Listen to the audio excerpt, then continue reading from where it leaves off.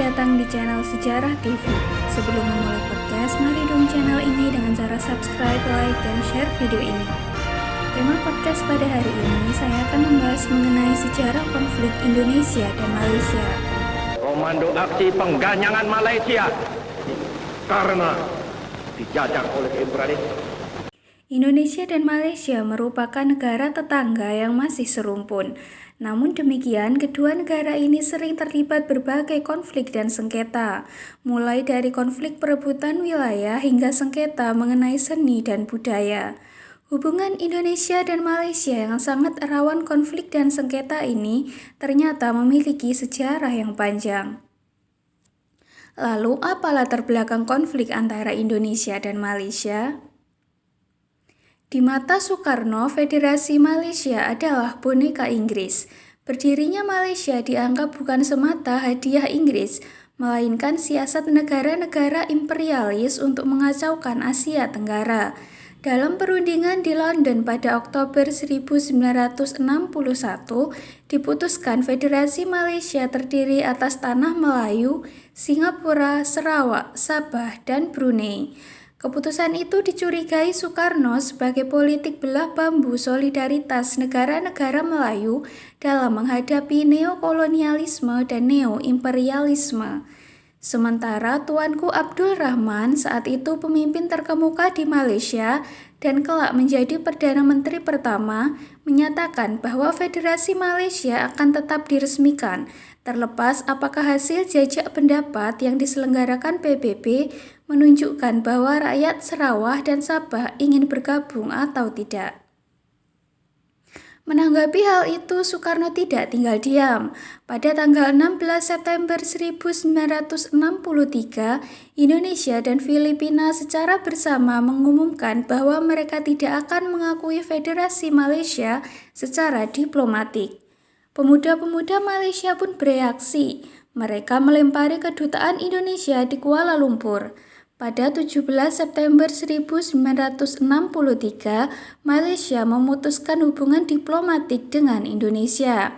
Di Indonesia, pada 18 September 1963, kaum muda Indonesia juga bereaksi dengan menyerbu kedutaan Malaysia dan Inggris.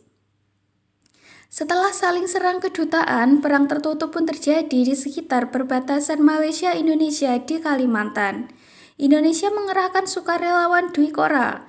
Setelah 25 September 1963, kata-kata konfrontasi Malaysia dan ganyang Malaysia menjadi kata-kata yang populer di Indonesia. Pada 1964, Menteri Luar Negeri Indonesia Subandrio mengumumkan bahwa Indonesia mengambil sikap bermusuhan terhadap Malaysia.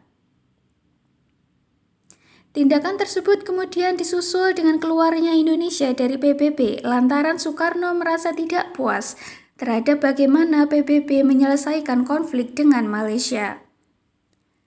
Bagaimana konflik ganyang Malaysia tersebut berakhir? Menjelang akhir tahun 1965, gejolak politik dan ekonomi di Indonesia semakin kacau. Puncaknya ketika terjadi gerakan 30 September atau G30S. Terjadinya G30S membuat Soekarno lengser dan digantikan Soeharto. Semangat perlawanan terhadap Malaysia pun runtuh bersamaan dengan kekuatan Soekarno. Permasalahan konfrontasi Indonesia-Malaysia pun resmi berakhir setelah tercapainya persetujuan Bangkok. Melalui persetujuan ini, kedua negara juga sepakat untuk segera memulihkan hubungan diplomatik dan menghentikan konflik. Pada 28 September 1966, Indonesia kembali menjadi anggota PBB. Bagaimana dinamika hubungan diplomatik antara Indonesia dan Malaysia sekarang? Hubungan diplomatik Indonesia-Malaysia secara resmi terjalin sejak 31 Agustus 1957 saat Malaysia menyatakan kemerdekaannya. Indonesia sebagai salah satu dari 14 negara yang pertama kali mengakui kemerdekaan Malaysia. Indonesia langsung menaikkan status kantor perwakilannya dari Konsulat Jenderal menjadi Kedutaan Besar Republik Indonesia dan menempatkan Dr. Muhammad Razif sebagai Duta Besar RI yang pertama di Malaysia.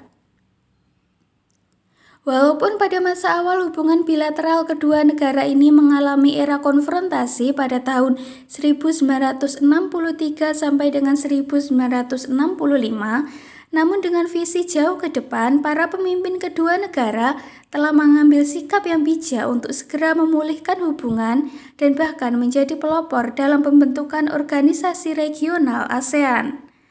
Intensitas komunikasi dan kunjungan antar pemimpin kedua negara Indonesia dan Malaysia dewasa ini bahkan cukup tinggi. Demikian penjelasan mengenai sejarah konflik antara Indonesia dan Malaysia. Apabila ada pertanyaan, dapat ditanyakan di kolom komentar. Jangan lupa untuk terus dukung channel ini dengan cara like, subscribe, dan share video ini. Terima kasih.